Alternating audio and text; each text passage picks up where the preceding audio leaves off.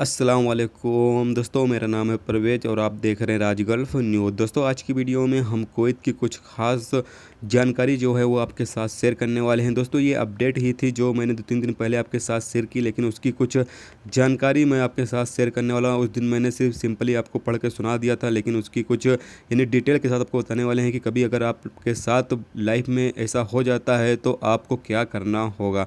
दोस्तों, जैसा कि आप सबको पता ही है कि इन दिनों जो है कुवैत में जो आपके पासपोर्ट पे स्टिकर लगाया जाता था इकामे का, वो अब ख़त्म कर दिया गया है और आपकी जो सिविल आईडी है उसमें ही पूरी आपकी डिटेल दे दी गई है। यानी कि अब आपकी सिविल आईडी से आप सफ़र कर सकते हैं।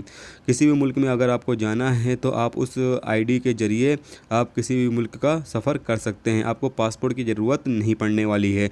तो ऐसे में दोस्तों, आप पता चले कि अगर बाई चांस कभी आप किसी मुल्क में घूमने फिरने के लिए गए और वहाँ पर आपका जो इकामा है वो खो जाता है, यानी कि जो आपकी सिविल आईडी है वो खो जाती है, तो आपको क्या करना होगा। सबसे पहले दोस्तों, आपको वहाँ पर जो कुवैत की एम्बेसी होगी वहाँ पर जाना है और वहाँ पर जाकर उनको बताना है कि आपका जो सिविल आईडी है वो खो चुकी है।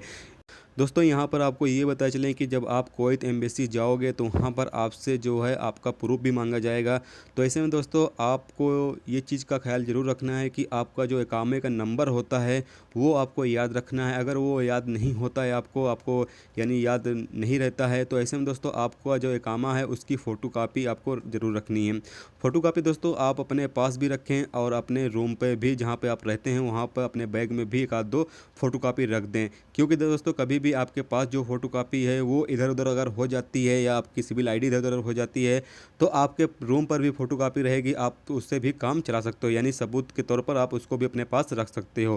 तो इसलिए दोस्तों, आप हमेशा 2-3 फ़ोटोकॉपी रखें ताकि आपके रूम पे भी रहे और आपके पास भी रहे। तो ऐसे में दोस्तों, जब आप कुवैत एम्बेसी जाओगे तो वहाँ पर आपसे जब प्रूफ मांगेंगे तो आपको प्रूफ के तौर पर कुछ ना कुछ तो उनको देना पड़ेगा। उसके बाद वहाँ से आपको सर्टिफिकेट दिया जाएगा ताकि फिर आप वापस कुवैत आ सकें। दोस्तों, उसके बाद आप एयरपोर्ट पे जाना है और एयरपोर्ट से आपको यानी पास कर दिया जाएगा। उसके बाद आप कुवैत में वापस चले जाओगे। उसके बाद दोस्तों, कुवैत आने के बाद आपको करना क्या होगा, PSCI के ऑफ़िस जाना है। वहाँ पर जाकर आपको जो आपका इकामा होगा वहाँ से आपको इकामा जो है अप्लाई करना है। उसके बाद आपका इकामा बन सकता है। दोस्तों, इसके लिए आपको वज़ारत दाखिला भी जाना पड़ेगा। तो ये सब पूरा प्रोसेस करने के बाद आपका जो इकामा नया इकामा है वो जारी कर दिया जाएगा।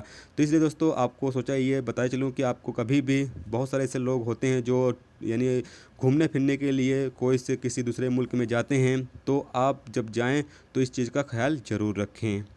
तो दोस्तों, ये थी आज की कुवैत की कुछ खास जानकारी जो आपके साथ शेयर की गई। तो उम्मीद करता हूँ दोस्तों ये वीडियो आपको पसंद आई होगी।